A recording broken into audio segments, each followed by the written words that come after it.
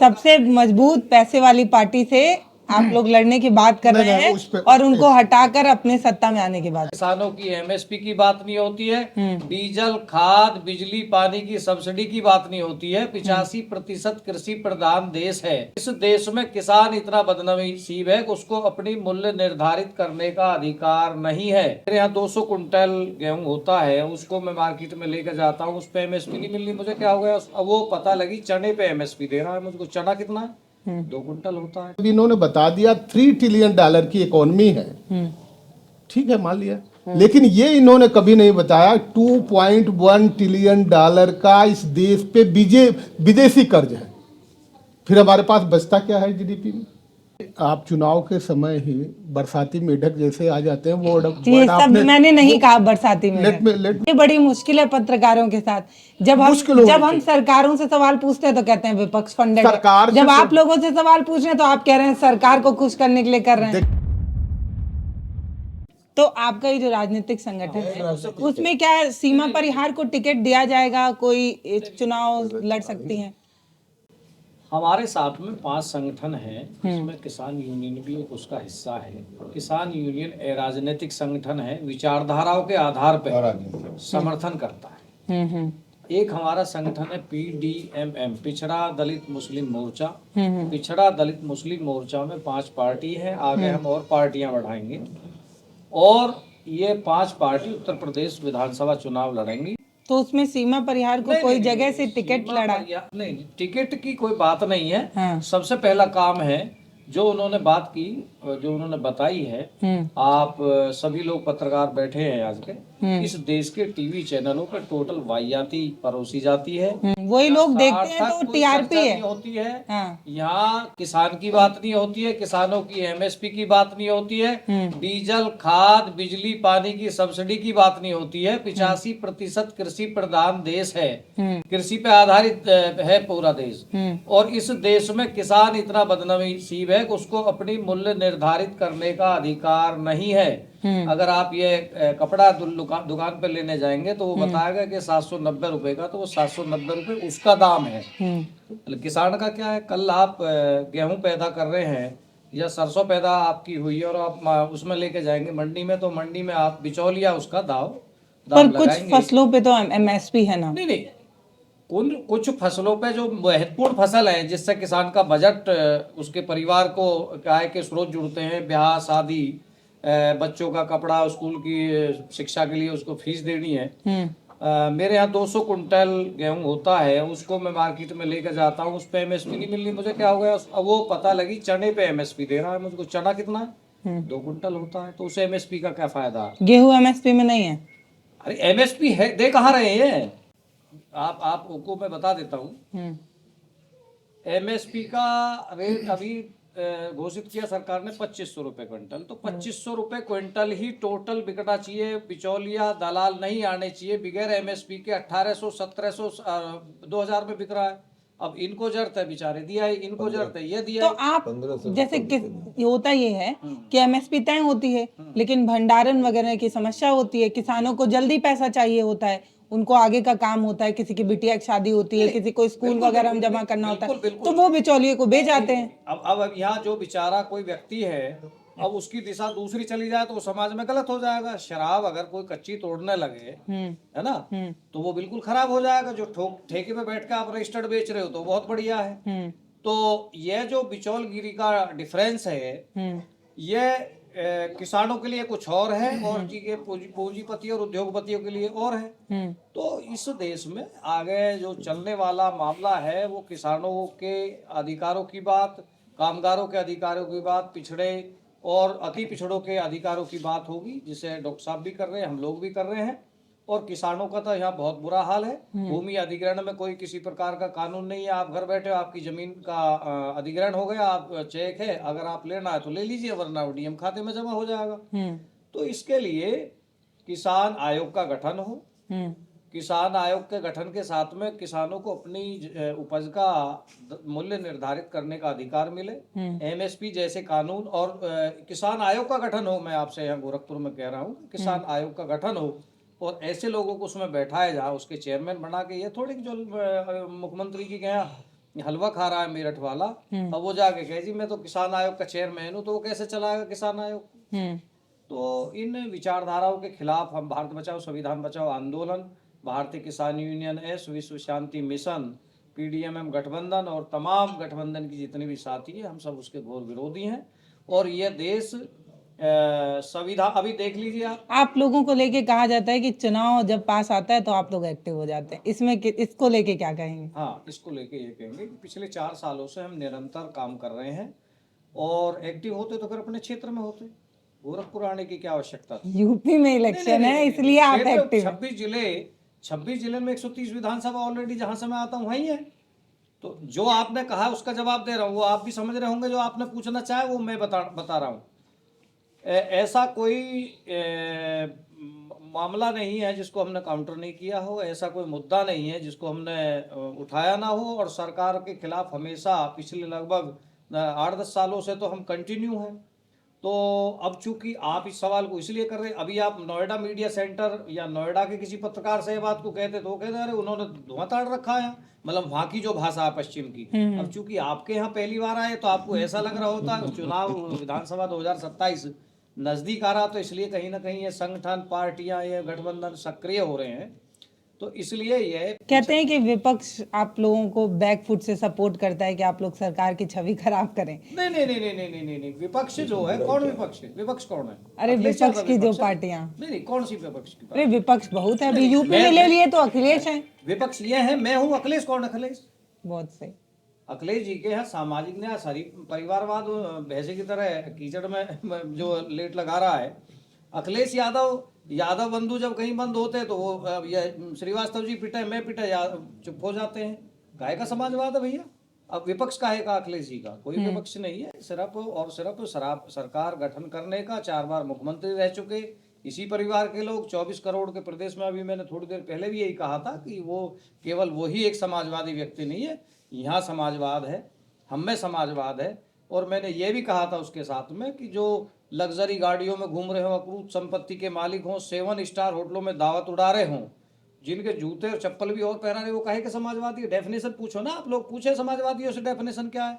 जिस दिन से उनकी पार्टी गठित हुई है उनका आज तक जो है, बता दीजिए समाजवादी को कोई आंदोलन सार्थक हुआ हो।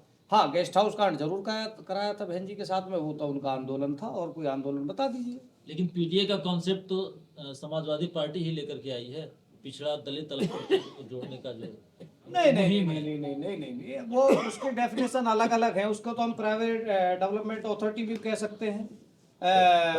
सैफई तक सीमित रह गई। मुजफ्फरनगर में दंगा हो रहा था, जयप्रदा नाच रही थी सैफई में, उनके ऊपर पैसों की वर्षा हो रही थी। कहना नहीं है, कुछ नहीं है। अभी आप किसी का नाम, ये मदर टेरेसा बैठी हैं, इनका नाम चेंज कर दोगे तो हो जाएगा उनके कहने से। पिछड़ों से मैं भी आता हूँ, उस पीडीए का हिस्सा हूँ, मैं तो पसंद नहीं करता अखिलेश यादव जी की। जब मैं आपके यहाँ गोरखपुर आ सकता हूँ तो थोड़ी बहुत सक्रियता तो रखता हूँ, समाज में कहीं ना कहीं भागीदारी रखता हूँ, तो मैं तो नहीं करता पसंद अखिलेश यादव जी को। तो पीडीए, अब मैं भी कल पीडीए में कह रहा हूँ पिछड़ा दलित मुस्लिम मोर्चा, तो आप मुझे सपोर्ट क्यों नहीं कर रहे? तो राजनीति में भी तो सामंतवाद है ना कहीं ना कहीं, यानी कि जो थोड़ा चल गया था आप उसे उठा रहे हैं। अब हम जितने भी लोग बैठे प्रयास कर रहे हैं नई व्यवस्था, नई विचारधाराओं को लाने का, नया माहौल देने का, उसको आप सपोर्ट नहीं करेंगे।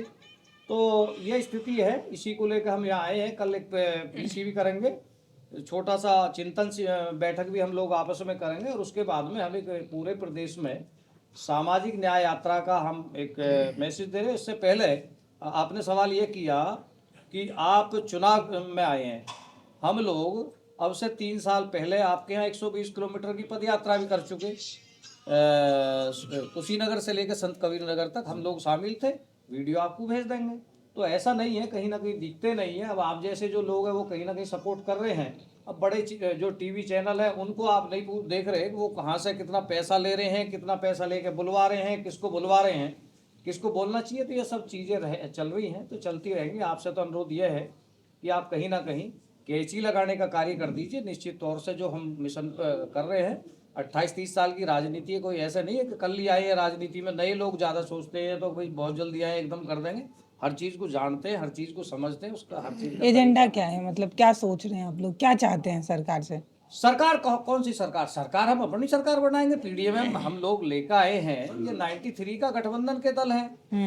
अभी 15 साल के वनवास पे 2017 में तो आई है भारतीय जनता तो ये पार्टी। संगठन इतनी मजबूत होगी कि 27 में भाजपा को हरा अरे लो, देंगे। सीमा परिहार बैठी हैं, अरुण कुमार श्रीवास्तव जी बैठे हैं, ये बैठे हैं। इनको तो राजनीति में जाना ही नहीं है, कह रहे हैं संपूर्ण। राजनीति में नहीं जा रहे, पूर्वांचल गांधी का तो गलत राजनीति से नीतियों को दूर तक संबंध नहीं है। गलत नीतियों का विरोध तो कर रहे हैं। ये मुरैना से बैठे हैं, हम गौतम बुद्ध नगर नोएडा से बैठे हैं आके, तो इसके मायने यह तो है नहीं कि कुछ ना कुछ होगा नहीं। और 15 साल के वनवास की पार्टी की बहन जी आप कहाँ तारीफ कर रही हो? अभी 17 में 15 साल के वनवास पे से बना उनके सबसे मजबूत पैसे वाली पार्टी से आप लोग लड़ने की बात कर रहे हैं और उनको हटाकर अपने सत्ता में आने की बात कर रहे हैं। एक्चुअली क्या है जो आपका प्रश्न है, इस देश में 4 EM है, मनी, माफिया, मीडिया। निश्चित तौर पे ये एक तरफ है। दूसरी तरफ चौथा EM बचता है मॉरलिटी। इनका मुकाबला नैतिकता के आधार पे ही किया जा सकता है।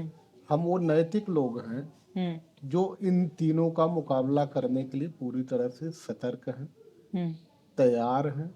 आपको ये लगता है कि हम चुनाव के समय नहीं, मैं ये पूछ रही हूँ कि आपका एजेंडा क्या है? एजेंडा पे ही आ रहे हैं। सबसे पहले आपने ये पूछा कि भाई आप चुनाव के समय ही बरसाती मेढक जैसे आ जाते हैं, वो ये सब मैंने नहीं कहा बरसाती में। लेट मी आपने नहीं कहा, वो मैं खुद ही उसको बताने जा रहा था। इन शब्दों का परहेज आपने किया, बचने का प्रयास किया, शब्दों का प्रयोग नहीं किया। आप करते तो भी अच्छा होता। इसलिए अच्छा होता जिस टीआरपी की आप बात कर रहे हैं ना, जब हम कठिन और क्लिष्ट शब्दों का प्रयोग करते हैं तो आपके व्यूअर्स समझ नहीं पाते, और जब तक व्यूअर्स आपकी बात न समझ पाए तो आपके साथ किस बात के लिए जुड़ेंगे? आपको करना चाहिए था, अच्छा लगता है, आपकी टीआरपी बढ़ेगी, आइंदा आप ध्यान रखिएगा। इसलिए क्योंकि इससे हम जुड़े हैं, हमें मालूम है टीआरपी कैसे आती है। तो इसका मॉरलिटी के आधार पे कर रहे हैं। ये इमोरल लोग हैं, मॉरलिटी को बर्दाश्त नहीं कर पाते। आप जैसे मूवी चलती है, मूवी की डिस्टेंस क्या होती है, मतलब कितनी लंबाई होती है? 3 घंटे की। 2 घंटा 45 मिनट तक विलन पूरी तरह हावी रहता है। 15 मिनट में सारी के सारी उसकी दुनिया ध्वस्त हो जाती है। तो ये मत कहिए कि इनसे हम नहीं लड़ पाएंगे। जब नैतिक लोग एक साथ इकट्ठे होते हैं तो ये ध्वस्त होने में 5 मिनट से ज्यादा नहीं लगता है। सवाल ये है, आज हम यहाँ आए हैं, बीजेपी का आप क्या फुल फॉर्म जानते हैं? हमें नहीं मालूम। उसका क्या फुल फॉर्म उन्होंने रखा वो भी हमें नहीं मालूम। उसका जो चरित्र, बताइए, आप जिस पार्टी को हराने जा रहे हैं उनके बारे में आपने काम ही नहीं किया। मेरी बात तो आ जाने दीजिए। उनका जो चरित्र प्रदर्शित होता है देश के सामने, वो हमें दिखता है। भ्रष्टाचार जननी पार्टी। तो इससे पहले भाजपा से पहले भ्रष्टाचार नहीं था, भाजपा ही जननी। एग्जैक्टली।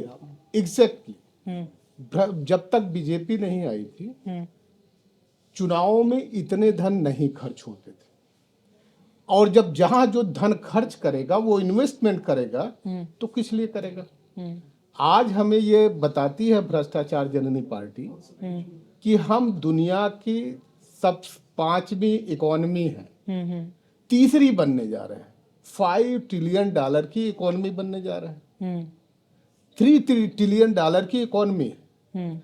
आरएसएस और बीजेपी के लोग पूरा झूठ बोले तो भी सच है, अच्छी बात है।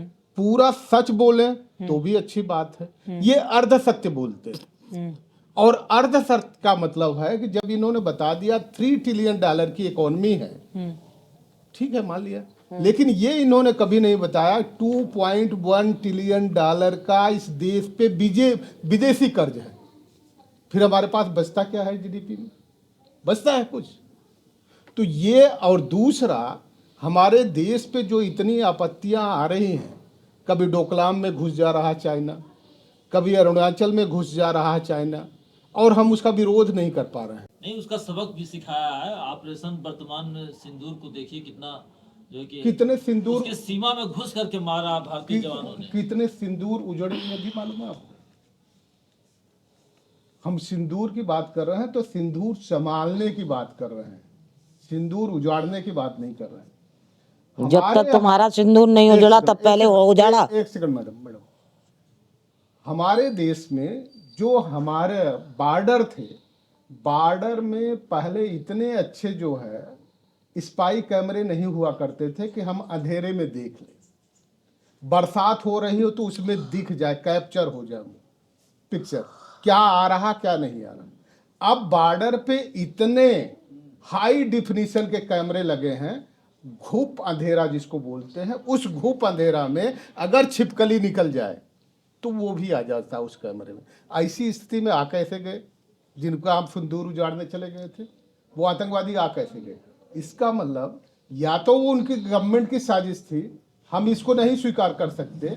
ये मान लेते हैं कि गवर्नमेंट सक्षम ही नहीं है, इस तरह की गवर्नमेंट पूरी तरह से सक्षम नहीं है। और इस वही हम मैसेज लेकर के आए हैं, अक्षम गवर्नमेंट को उखाड़ फेंकना।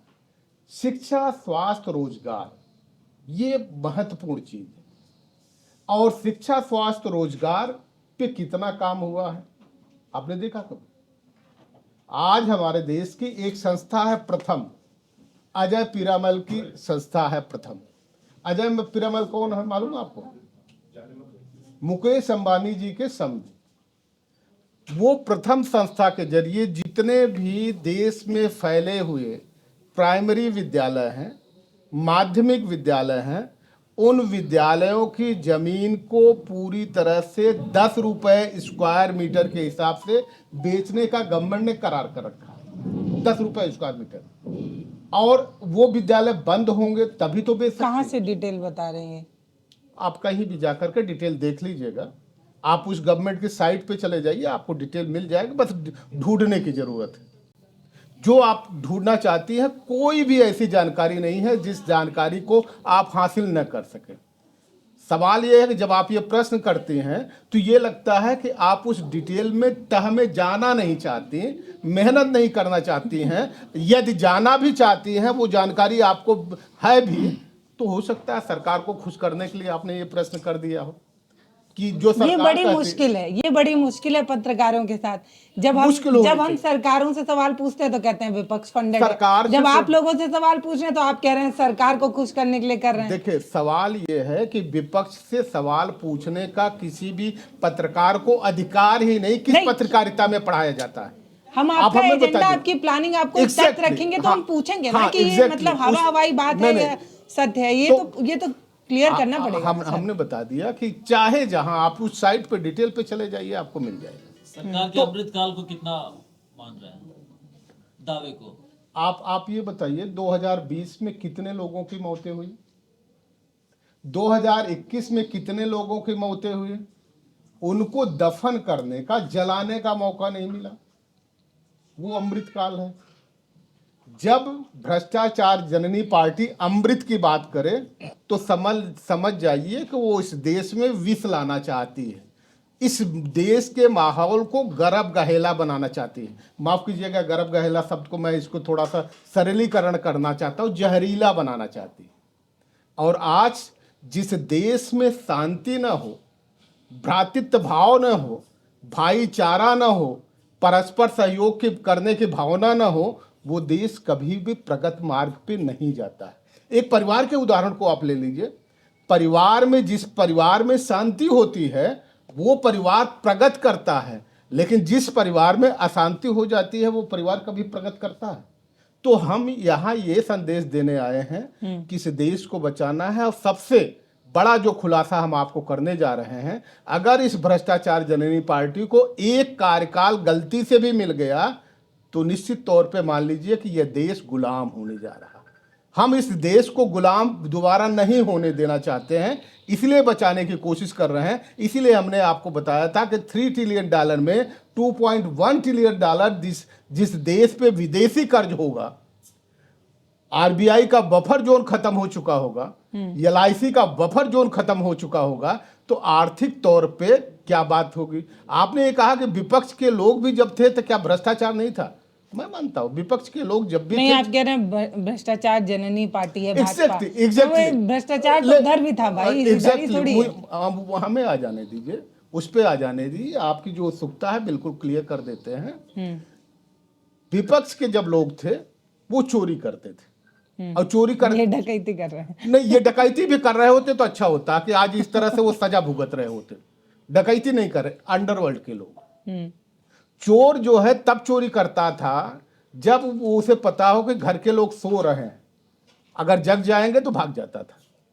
डकैत लोग डकैती जो करते थे वो राइफल लेकर के घर में जाते थे, बंदूक लगा देते थे और इसके बाद लूटपाट करते थे। और अब ये अंडरवर्ल्ड के लोग हैं, कहीं जाने की उनको जरूरत ही नहीं, बस एक फोन कॉल आ गया, इतना खोखा चाहिए तो वो खोखा वसूल लेते हैं। हमारे देश में डेमोक्रेसी नहीं है, क्लेप्टोक्रेसी है। क्लेप्टोक्रेसी का मतलब है चोरों का शासन। हर क्षेत्र के जो माहिर चोर हैं इसमें इकट्ठे होकर सरकार के साथ हैं, कुछ अपने फायदे के लिए प्रयोग कर रहे हैं और कुछ वसूली के लिए प्रयोग कर रहे हैं। एक चीज आपने गौर किया होगा, सुप्रीम कोर्ट का जज या लोअर कोर्ट का जज, हाई कोर्ट का जज कभी भी कमेंट पास नहीं करता था, दोनों पक्षों को सुन लेता था और फाइंडिंग जब उसकी आती थी जजमेंट के समय वो लिखता था, भाषण नहीं देता था। आजकल क्या हो रहा, हाई कोर्ट का जज भाषण देता है, सुप्रीम कोर्ट का जज भाषण देता है। उनके पार्टी के खिलाफ जब भी कोई मैसेज जाता है तो वो जज उसके पार्टी के मतलब बीजेपी का कोई कैंडिडेट होता है उसमें विफर पड़ता है, ऐसा बोलता है कि you can not, you don't deserve to get the bell. क्यों ऐसा कहता है? और इसके बाद जब जजमेंट लिखने लगता है तो इस तरह के शब्दावली कहीं नहीं आती है। इसका मतलब परिहार जुड़ी है, कितनी मजबूती मिल रही है और इनको हमारी जोड़ने का क्या मकसद था? हमारी पार्टी में सीमा परिहार नहीं है। चंबल का जितना भी बड़ा तबका है जो सामंतवाद के खिलाफ बागी जितने भी है, या तो वो जुड़े हुए हैं या उनके परिवार के लोग जुड़े हुए हैं। ये आपको जानकारी में दुरुस्त कर दूं, बहुत अच्छे, कहीं ना कहीं आप आओ अभी तो मैं अभी एक प्रोग्राम महोबा में आयोजित होने जा रहा, छोटे राज्यों को लेकर, छोटे राज्यों के गठन की मुहिम भी हम लोग चला रहे हैं, 4 राज्यों की, उत्तर प्रदेश के विभाजन। तो सीमा परिहार जी को राजनीतिक दृष्टिकोण से हम लोगों का बहुत पुराना संबंध है, भाई बहन का रिश्ता है। तो राजनीतिक दृष्टिकोण से हम उनको इस्तेमाल नहीं करना चाहते। हम तो अपने दम पे जंग जीतना चाहते कि ये देखना हम में ताकत कितनी है। और वो ठीक है, आए हैं आपसे मीडिया के सामने आ गए, 10 लोगों से विचार मिला, चर्चा हो गई। अब चूंकि राजनीतिक लोग तो यहाँ इस भारत का वो भी है जो सुबह दैनिक जागरण अखबार पढ़ता, वो भी राजनीतिक है, पद हो या ना हो, तो वो संगठन में है, उनको राजनीतिक इस्तेमाल हम कुछ नहीं कर रहे। रहा सवाल उनका लाभ का, तो वो उनकी अपनी। तुम आप यूनियन में जुड़ेंगे लेकिन आप चुनाव नहीं लड़ेंगे? नहीं, अंतर आत्मा के ऊपर डिपेंड करता है। उनको हम अच्छा लगेंगे, भाई किरदार इनका अच्छा है, अच्छा कार्य कर रहे हैं, तो चुनाव भी लड़ सकती हैं, सहयोग भी कर सकती है, तो भविष्य के गर्भ में है, वो आगे चलेगा मामला। एक बहुत बड़ा नाम जो किसी परिचय की मोहताज नहीं है, उनका अचानक से गोरखपुर आना, चुनाव के बीच आना, ये सारे सवाल थे जिस सवाल का जवाब हमने ढूंढने की कोशिश की।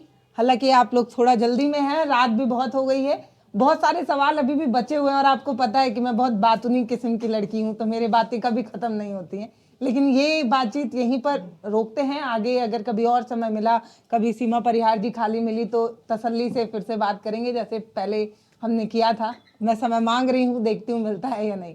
बहुत धन्यवाद।